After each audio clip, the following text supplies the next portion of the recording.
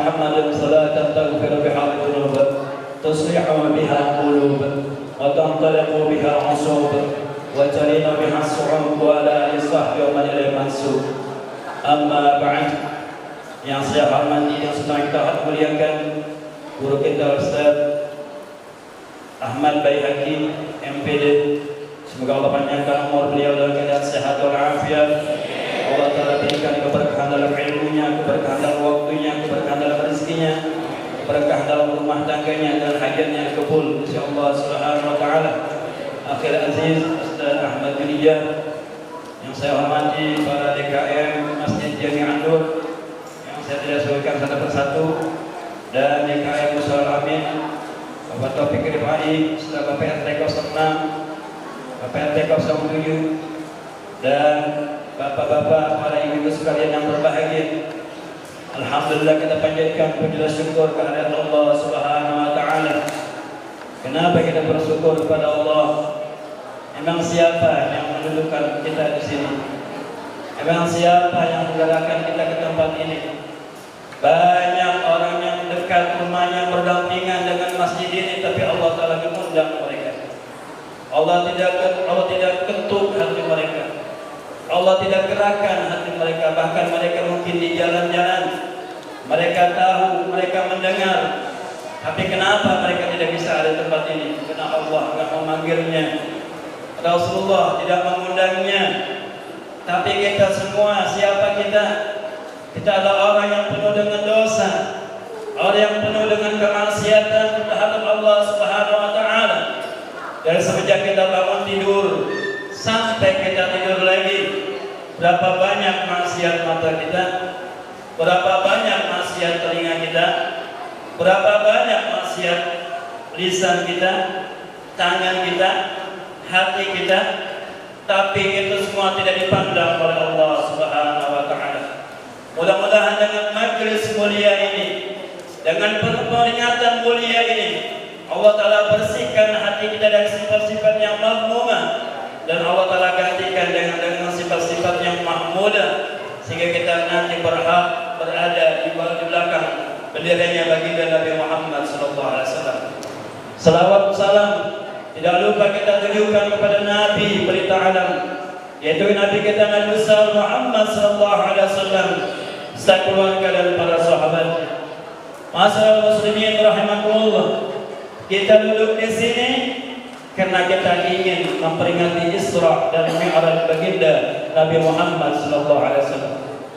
Kalau dulu orang kafir Quraisy mengelilingi Nabi Muhammad, mereka berkumpul mengelilingi di tengah-tengah mereka Nabi Muhammad SAW. Mereka mendengarkan tentang Isra dan Mi'raj baginda Nabi Muhammad SAW, tapi mereka berkumpul hanya untuk menghina baginda Nabi Muhammad SAW, hanya ingin menjatuhkan Nabi Muhammad SAW, hanya ingin agar orang yang dekat dengan Nabi Muhammad SAW menjadi jauh. Tapi bagaimana dengan kita? Kita berkumpul di tempat yang mulia ini, dalam acara yang mulia ini, dalam peringatan yang mulia ini, karena di tengah kita adalah baginda Nabi Muhammad SAW. Karena kita bergembira atas di Isra dan dimi'rajkan Nabi kita Nabi Muhammad SAW. Beliau Rasul ketika selesai dari Isra dan Mi'rajnya sempat bingung. Kenapa bingungnya? Bagaimana caranya saya menyampaikan ke umat saya? Masalah yang lain saja mereka agak percaya, mereka ingkar. Maka bagaimana dengan aku berjalan dari Masjidil Haram ke Masjidil Aqsa, dari Masjidil Aqsa ke Sidratul Muntaha, bertemu dengan Allah Subhanahu wa taala? Bukankah mereka lebih tidak percaya lagi? Bingung Nabi Muhammad. Bagaimana cara menyampaikannya? Lewatlah seorang aduullah wa aduur Rasul, musuh Allah dan musuh Rasulullah, Abu Jahal. Dilihat Nabi Muhammad dalam keadaan bingung. Kata Abu Jahal, kesempatan nih. Muhammad lagi memikirkan apa nih? Ditanya, ya Muhammad, kenapa engkau seperti orang bingung? Kenapa engkau seperti orang sakit? Seakan-akan ada sesuatu yang mengganjal hatimu. Apa kata Rasulullah? Iya, ada yang mengganjal di hatiku. Baru saja semalam aku diisra dan dimi'rajkan oleh Allah Subhanahu wa taala dari Masjidil Haram ke Masjidil Aqsa. Lalu aku naik ke langit yang ke-7 ke Sidratul Muntaha, bertemu dengan Allah Subhanahu wa taala. Oh begitu Muhammad? Iya. Maukah kamu saya bantu kumpulkan orang kafir Quraisy untuk mendengar kabar darimu? Abu Jahal mengumpulkan orang bukan kayak kita. Abu Jahal ngumpulin orang seperti ini, bukan buah-buah, bukan seperti kita. Kalau kita ingin memuliakan Rasulullah, kita ingin mengagungkan Rasulullah, tapi dia ingin menghinakan, mengecilkan, menjatuhkan Nabi Muhammad SAW di kalangan kafir Quraisy. Baik Muhammad, nanti sore kita kumpul di tempat ini. Aku panggil semua orang. Dipanggil orang-orang, wahai kafir, orang-orang kafir Quraisy, kumpullah, karena ada perintah yang akan disampaikan oleh Muhammad. Kumpul semuanya, karena mereka penasaran. Berita apa? Begitu mereka kumpul, kata Abu Jahal, ya Muhammad, silakan kau bercerita dengan mereka. Apa kata Muhammad? Wahai saudara-saudaraku, semalam aku baru saja dari Isra Mi'rajkan dari Masjidil Haram ke Masjidil Aqsa. Lalu aku naik ke Sidratul Muntaha, bertemu dengan Allah Subhanahu wa taala. Ada yang bertanya, kapan Muhammad? Tadi malam. Tadi malam? Iya, tadi malam. Muhammad, gila kamu ya? Begitu jawabannya. Kamu sudah mengaku jadi nabi saja, kami sudah tidak percaya. Sekarang engkau berjalan dari Masjidil Haram ke Masjidil Aqsa, sekarang sudah ada di rumah. Gila kamu. Kemarin mengaku jadi nabi, sekarang engkau mengaku berjalan dari Masjidil Haram ke Masjidil Aqsa. Bahwa mereka ada yang menepuk-nepuk palanya sebagai bentuk apa? Penghinaan kepada Nabi Muhammad SAW. Ada yang bersiul-siul sebagai bentuk penghinaan kepada Nabi Muhammad SAW. Ada yang bertepuk tangan sebagai bentuk penghinaan kepada Nabi Muhammad SAW. Ada seorang bertanya, ya Muhammad, kami saja kalau pergi ke sana 1 bulan, pergi 1 bulan lagi pulang. Kamu zaman waktu yang sesingkat ini. Kata ada yang lagi tadi bilang, kalau benar dia pergi ke Masjidil Aqsa, coba kita tes. Orang-orang yang pernah pergi ke Masjidil Aqsa, coba tanya Muhammad. Ya Muhammad, saya pernah pergi ke Masjidil Aqsa. Kalau seandainya kamu pernah ke Masjidil Aqsa, berapa pintunya Masjidil Aqsa? Berapa tiang Masjidil Aqsa? Kita aja nih. Ya, Pak Umar ya. Kalau ditanya jendela yang Masjid Anwar ada apa kan? Hah? Ya Pak Umar, Pak Rahman yang sering di sini. Ditanya jendela Masjid Anwar berapa? Lah kagak tahu kita. Emang Rasulullah kesana mau mikirin pintu? Emang Rasulullah kesana mau mikirin tiang? Tapi karena emang beliau seorang nabi, pertanyaan sesulit itu tidak ada yang sulit bagi Rasulullah SAW. Ini nabi asli nih, bukan nabi KW. Nabi asli begini. Allah Ta'ala datangkan tuh Masjid Al-Aqsa di hadapan baginda Nabi Muhammad SAW. Semacam 3 dimensi disebutin. Arah depan itu Nabi Muhammad. Arah belakang arah ini kayak orang. Bener itu. Bener ceritanya. Emang begitu. Ya Muhammad, kalau seandainya engkau benar semalam di Isra Mi'rajkan, engkau pergi ke Masjidil Aqsa, kita orang nih, ada saudara-saudara kami yang sedang mengadakan perjalanan ke sana. Apakah semalam engkau bertemu? Berapa jumlah mereka? Dan bagaimana keadaan mereka? Apa kata Rasulullah? Iya, saya ketemu mereka. Jumlah mereka ada tiga jamaah, ada tiga golongan. Yang satu ontanya hilang. Yang satu bawa onta penuh dengan bawaan, karungnya yang satu warna ini, yang satu warna itu. Ya. Yang satu lagi jamaahnya ketinggalan. Baik ya Muhammad, kalau seandainya itu mereka benar kau berjumpa, kira-kira kapan mereka akan pulang? Besok hari Rabu sebelum terbenam matahari mereka sampai ke sini. Baik, wahai saudara-saudaraku, besok hari Rabu kita datang lagi, kita buktikan betulkah cerita Muhammad. Wah, hari yang ditunggu-tunggu ya, tiba. Mereka ingin benar-benar banget bahwa Nabi Muhammad ini seorang pembohong, agar orang yang menyaksikan ini jauh dari Muhammad, agar sahabat Nabi Muhammad yang cinta Nabi Muhammad menjadi benci, agar orang yang beriman menjadi murtad. Tapi subhanallah, Habibullah, kekasih Allah, nggak bakal disiarkan oleh Allah, nggak bakal dihinakan oleh Allah. Sekalipun seluruh orang bersepakat ingin menghinakan Nabi Muhammad, ingin menjatuhkan Nabi Muhammad, tapi Nabi Muhammad punya Allah.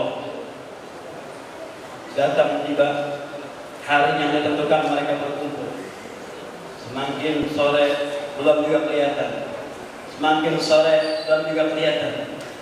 Hampir saja matahari terbenam, tapi kabilah dagang itu belum kelihatan. Rasulullah angkat tangan, ya Allah, kalau seandainya kabilah ini datang, belum juga datang sebelum matahari terbenam, maka mereka akan menghinakan aku ya Rasul. Maka mereka, ya Allah, maka mereka akan jauh darimu, maka mereka akan murtad, maka mereka akan tidak percaya kepadamu. Ya Rabb, dengan keagunganmu ya Rabb, tahanlah matahari ini. Jangan akan terbenam hari ini kecuali kabilah dagang itu telah datang. Subhanallah. Yang angkat tangan Nabi Muhammad, yang minta Nabi Muhammad. Siapa yang bisa mengingkari di dunia ini matahari pernah telat? Ada nggak? Pernah nggak kita dapetin matahari telat? Nggak pernah. Matahari itu selalu tepat waktu. Tapi baru kali ini matahari telat. Untung nggak ada jam. Untung nggak ada jam. Kalau ada jam, wah angkat semuanya. Subhanallah, dari izin Allah SWT matahari nggak terbenam pada saat itu sampai kafilah itu datang. Ketika mereka datang, ditanya, wahai saudara-saudaraku, kalian baru datang kemari, kira-kira apa yang terjadi di antara kalian? Kata yang lain, iya, kelompok kami kehilangan onta. Kata orang, wah benar. Ini kata Muhammad, kalau dilihat lagi banyak atur tentu, ya, bawa onta penuh dengan bawaan yang satu karungnya warna ini, yang satu karungnya warna itu, yang satu lagi itu saudara kita ada ketinggalan, kita udah jauh ketinggalan bertawan. Nah, subhanallah, ya itu besaran Nabi Muhammad SAW. Apakah nggak pantas? Apakah nggak layak kita mengagungkan peristiwa yang telah diagungkan oleh Allah Subhanahu Wa Taala?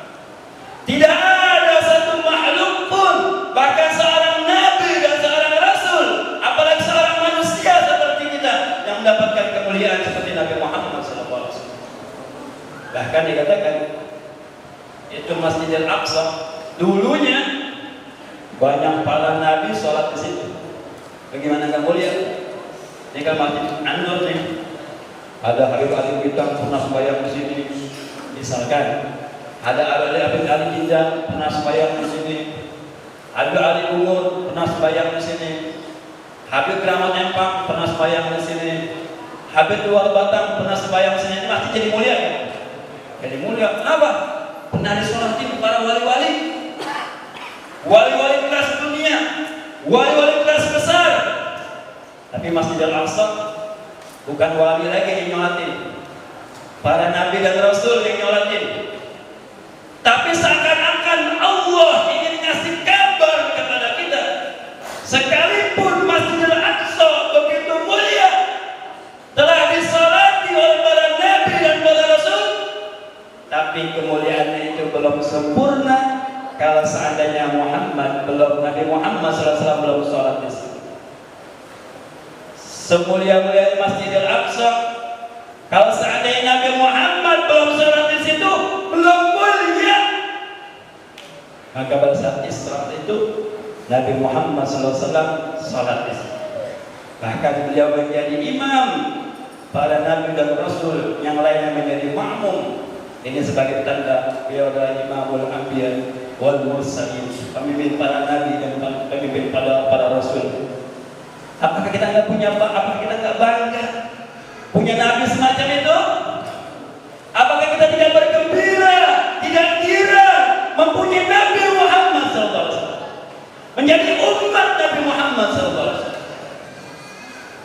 Bahkan ketika beliau sampai di Masjidil Aqsa, beliau disambut oleh seorang pemuda yang begitu bersinar-sinar, yang begitu harum semerbak, yang begitu indah wajahnya, datang menghampiri Nabi Muhammad SAW, mencium kening Nabi Muhammad SAW, lalu pergi. Nabi Muhammad bertanya, "Ya Jibril, siapa itu pemuda yang begitu indahnya, begitu harumnya, begitu rupawannya? Tidak pernah saya lihat di dunia ada seorang pemuda begitu harum, begitu tampannya, begitu bersinar wajahnya." Apa kata Nabi Jibril? "Ya Muhammad, kita adalah gambaran umat, gambaran agamamu. Agamamu penuh dengan keharuman, agamamu penuh dengan keindahan, agamamu penuh dengan kesempurnaan, dan nanti orang akan berbondong-bondong masuk ke dalam agamamu." Jadi Bapak Ibu, ini agama Islam yang kita ada di hati kita, itu adalah agama yang paling terindah. Itu adalah agama yang paling harum semerbak. Maka tidak salah kalau orang di luar sana yang mereka memeluk Islam bukan karena Indomie, bukan karena beras, bukan karena kemiskinan, tapi apa? Mereka telah menyaksikan dengan hati mereka keindahan Islam. Mereka telah menyaksikan di dengan hati mereka kedamaian Islam, kesempurnaan Islam, keharuman Islam, kecantikan Islam. Ini yang menarik hati mereka untuk masuk Islam. Adapun kita di Indonesia ini, orang yang keluar dari Islam, kenapa? Indomie, beras, kemiskinan. Oleh karenanya, mari kita jaga Islam yang dihadiahkan oleh Allah Subhanahu wa taala. Kita jaga anak-anak kita, keturunan kita. Jangan ambil ayah ibunya Muslim, lantaran mereka kurang pendidikan agama, mereka menikah dengan orang non-Muslim, ada mereka melepaskan agama mereka. Siapa yang salah? Kedua orang tuanya. Oleh karenanya, di majelis ini, di masjid ini banyak sekali pengajian dipimpin oleh guru kita Ustaz Ahmad Baihaqi tiap malam Selasa pada maghrib, dipimpin oleh guru kita Ustaz Mahfud Tayyib. Ini sebagai wadah untuk menjaga iman Islam anak kita. Kalau kata Rasul, nanti di akhir zaman orang memegang Islam itu bagaikan memegang bara api, dipegang panas, tidak dipegang lepas. Apakah kita merasa tenang-tenang saja? Kalau waktu maghrib orang lagi pengajian, anak kita ada di jalan-jalan, apakah kita senang merasa aman-aman saja? Kalau lagi ada pengajian, anak kita lagi megang HP, lagi megang televisi, tanpa kita perintahkan mereka, tanpa kita menyuruh mereka untuk hadir di majelis-majelis dulu. Oleh karenanya, peringatan Isra dan Mi'raj ini sebagaimana Isra naik, ada sama-sama kita naikkan iman Islam kita di hadapan Allah Subhanahu wa taala. Anak-anak kita yang marah ketika belum kenal majelis, kita keraskan, kita kuatkan, dorong mereka. Kalau anak nggak makan aja orang tua bingung, anak nggak mau makan orang tuanya bingung. Tapi kenapa? Kalau anak nggak kenal agama orang tuanya nggak bingung. Mudah-mudahan ajaran kita ini kabul, insyaallah Subhanahu Wa Taala. Dan kami ucapkan banyak-banyak terima kasih pada DKI, pada orang-orang yang telah mendukung acara kami, orang-orang yang telah membantu acara ini. Kami ucapkan banyak-banyak terima kasih. Semoga rezeki yang mereka keluarkan diganti oleh Allah Subhanahu Wa Taala. Bila ada di antara mereka yang sedang sakit diangkat penyakit oleh Allah Subhanahu Wa Taala, dan semua hajat-hajat mereka dikabul Allah Subhanahu Wa Taala, dan mereka dapat husnul khatimah. Juga kita yang hadir pada saat ini mendapatkan kemuliaan dari Allah Subhanahu Wa Taala.